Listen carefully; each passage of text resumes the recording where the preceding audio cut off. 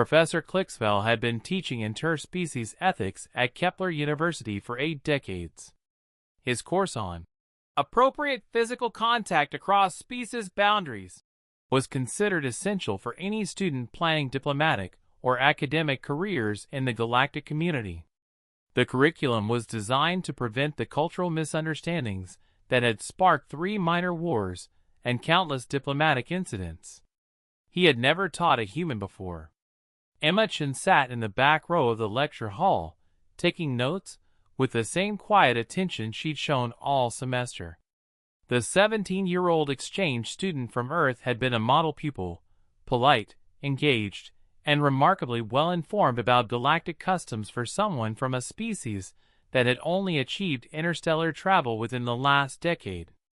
Today, Professor Clixville announced to his mixed-species class, "We will be conducting practical exercises in appropriate contact protocols. Understanding the physical boundaries of different species is crucial for successful interspecies relations." He activated a holographic display showing various alien physiologies and their corresponding contact preferences. Most species had elaborate protocols governing everything from handshakes to casual touch. "Who can volunteer to demonstrate proper greeting protocols with a Valkyrie?" Professor Clixville asked.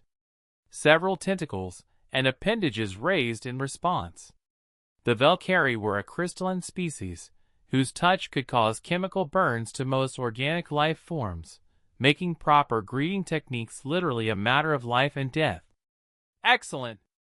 Now, to demonstrate the importance of understanding physical limitations, I'll need a volunteer to show what happens when boundaries are ignored. Emma's hand went up. Miss Chen, perfect.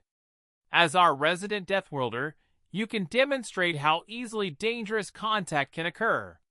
Professor Clixville approached Emma's desk, extending one of his 4 arms toward her shoulder in what would be considered an aggressive gesture among most species, but was intended as a teaching moment about inappropriate contact.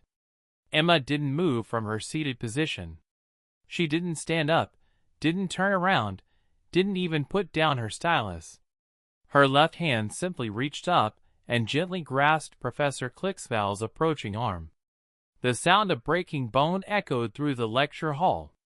Professor Clixville found himself on his knees beside Emma's desk, his arm bent at an angle that his species' anatomy definitely didn't support, held in place by what appeared to be the lightest possible touch from the human student. "I'm sorry, Professor," Emma said calmly, not releasing her grip. "Did you want to demonstrate something about inappropriate contact? Because where I come from, reaching for someone without permission is generally considered rude." The lecture hall had gone completely silent except for Professor Clixville's labored breathing and the quiet hum of recording equipment that was documenting what would become the most watched instructional video in galactic academic history. "How?" Professor Clixville managed to gasp. "You barely touched me." "Leverage," Emma explained conversationally, still maintaining her impossibly gentle grip that somehow kept a fully grown alien completely immobilized. "Basic physics. Also, humans have these things called pressure points. Your species has some really obvious ones." Dr. Yilneth, the university's medical officer, was frantically scanning both participants. "According to my instruments, the human is exerting less than 2 pounds of pressure. The mathematical stress calculations don't support the observed results." "That's because you're thinking about it wrong," Emma replied. "It's not about force. It's about knowing exactly where to apply it. Earth had lots of large, dangerous animals. Humans got really good at stopping threats efficiently." She looked around at the stunned faces of her classmates. "Oh, and Professor, next time you want to demonstrate inappropriate contact, maybe ask first. Humans tend to have reflexive responses to perceived threats." "Reflexive?" Professor Clixville's voice reached frequencies his species typically reserved for mating calls. "This wasn't even intentional," Emma confirmed. "My brain just processed large creature approaching from behind without permission and my body responded accordingly. I wasn't even thinking about it. She released her grip, and Professor Clicksval collapsed fully to the floor, clutching his arm. Should I call medical? Emma asked with genuine concern. I tried to be gentle, but I wasn't sure about your bone density. Dr. Yilneth was already applying emergency medical protocols while updating his xenobiology database with new entries about human defensive capabilities.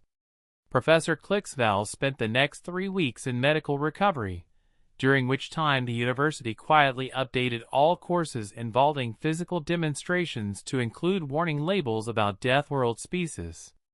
Emma received perfect marks for her practical demonstration of interspecies contact protocols, and a formal recommendation that all future human students receive orientation about suppressing reflexive defensive responses in academic settings. The course was renamed, Why You Should Always Ask Permission Before Touching a Deathworlder.